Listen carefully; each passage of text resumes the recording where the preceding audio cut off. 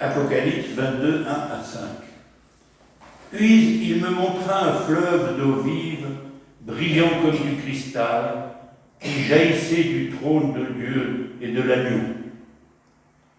Au milieu de la place de la ville et des deux bras du fleuve est un arbre de vie, produisant 12 récoltes chaque mois.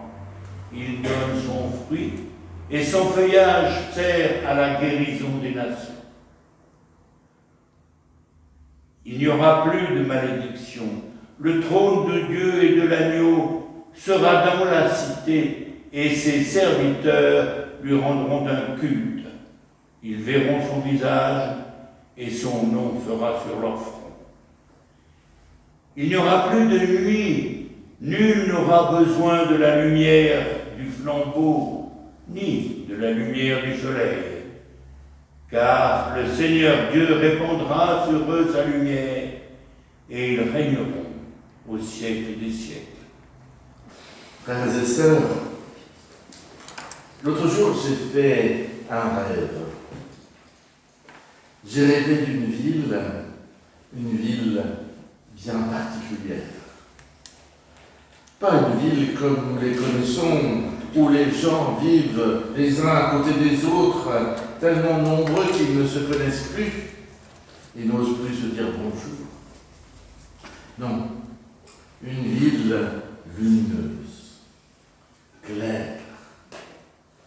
Une ville où justement, quand les gens se croisent dans la rue, ils se saluent. Une ville où il n'y aurait pas de drapeau, parce que chacun est chez lui dans cette ville. Personne n'est étranger, alors que chacun vient d'ailleurs. Une ville traversée par une rivière dont l'eau est aussi pure et transparente que celle d'un torrent de montagne choisi par un office de tourisme. D'ailleurs, les gens qui ont soif se penchent sur l'eau et la boivent avec les mains, tellement elle est fraîche et apaisante. Et ils peuvent se servir à volonté, car la rivière est un fleuve aidant.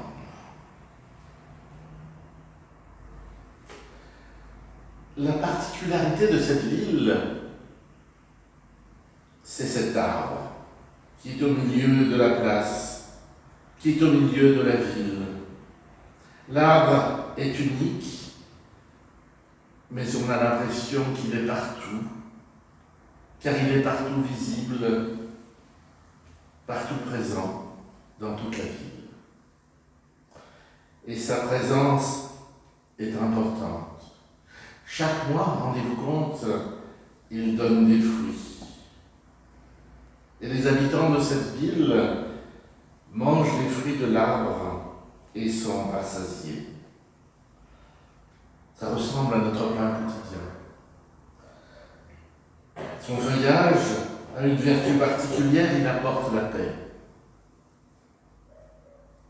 La paix à celui qui le voit. Alors du coup, dans cette ville, il n'y a pas de violence. Chacun profite des fruits de l'arbre. Chacun profite de sa paix. Et quand je regarde un peu en haut, je vois l'explication de tout. Je vois que le fleuve d'eau douce vient de Dieu. C'est lui qui l'alimente, c'est lui qui donne la vie à cet arbre de vie. Et puis, sans me réveiller dans cette ville extraordinaire, je la vois comme à l'horizon. La ville ne s'éloigne pas, elle est accessible, mais elle est à l'horizon. À l'horizon de l'histoire, à l'horizon de notre humanité. Cette ville, c'est notre horizon. L'arbre de vie et de paix, c'est notre horizon. C'est notre espérance.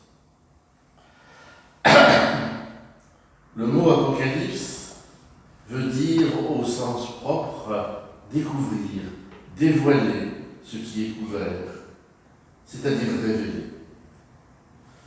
Et notre texte termine le dernier livre de la Bible. C'est une révélation, c'est une annonce. Il annonce un horizon de vie symbolisé par cet arbre qui porte des fruits. Et entre la création du monde que nous avons vu tout à l'heure et cet horizon, il y a Noël. Et en ces trois moments apparaît l'arbre de vie qui nous accompagne, nous, aujourd'hui, au XXIe siècle, en 2022. Le fameux sapin de Noël, il est chargé de symboles. Par sa verdure, il représente la vie, mais la vie au moment de l'hiver, où les feuilles sont mortes. De même avec la bougie, il représente Jésus, lumineux, la lumière de l'évangile de Jean. Vous savez, le prologue de Jean, le début de l'évangile de Jean commence par « Au commencement était la parole, et la parole était avec Dieu, et la parole était Dieu. Elle était au commencement avec Dieu, tout a été fait par elle, et rien de ce qui a été fait n'a été fait sans elle. En elle était la vie, et la vie était la lumière des hommes. La lumière brille dans l'obscurité, mais l'obscurité ne l'a pas reçue. Celui qui est la parole est devenu un homme. Par les fruits, par les boules que nous mettons dessus, la vie ordinaire est symbolisée par l'arbre. Cette vie ordinaire qui réclame abri et nourriture.